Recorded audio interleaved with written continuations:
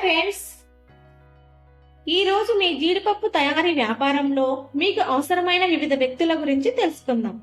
వారి పాత్రలను అర్థం చేసుకోవడం మీ వ్యాపారాన్ని తెలివిగా పెంచుకోవడానికి మీకు సహాయపడుతుంది. మేము నియామక వ్యూహాన్ని కూడా చర్చిస్తాం. నియామక ప్రక్రియను ఎలా దశల వారీగా తొలగించాలో, తద్వారా మీ ఖర్చుల నియంత్రణలో ఉంటాయి మరియు మీరు లాభదాయకతను వేగంగా సాధిస్తారు.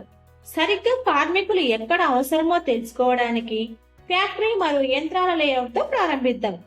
ఇప్పుడు మొదటగా మిషన్ ఆపరేటర్లు. వీరు యంత్రాలను నిర్వహిస్తారు. 2. ప్యాకేజింగ్ మరియు సిబ్బంది. వారు ప్యాకేజింగ్ మరియు లేబులింగ్ ను నిర్వహిస్తారు మరియు రవాణా కోసం ఉత్పత్తులను సిద్ధం చేస్తారు. 3.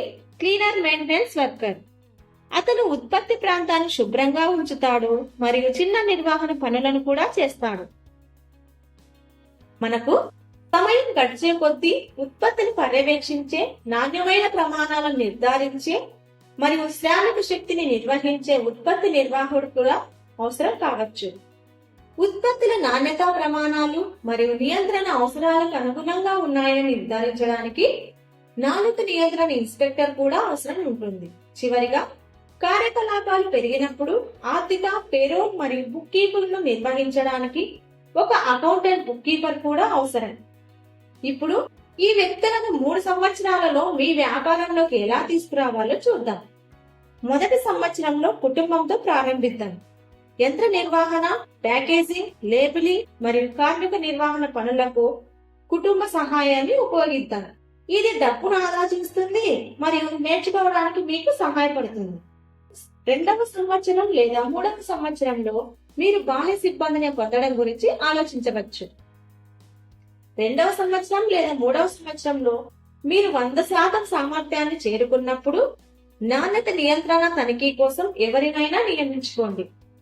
3వ సంవత్సరంలో విస్తరించండి మరియు ప్రత్యేకత సాధించండి. మీ వ్యాపారం పెద్దది అయినప్పుడు ఎక్కువ మంది మెషిన్ ఆపరేటర్లను మరియు ఎక్కువ మంది ప్యాకేజింగ్ మరియు లేబులింగ్ సిబ్బందిని నియమించుకోండి. ప్రొడక్షన్ మేనేజర్ మరియు అకౌంటెంట్ బుక్ కీపర్ ను కూడా నియమించుకోండి.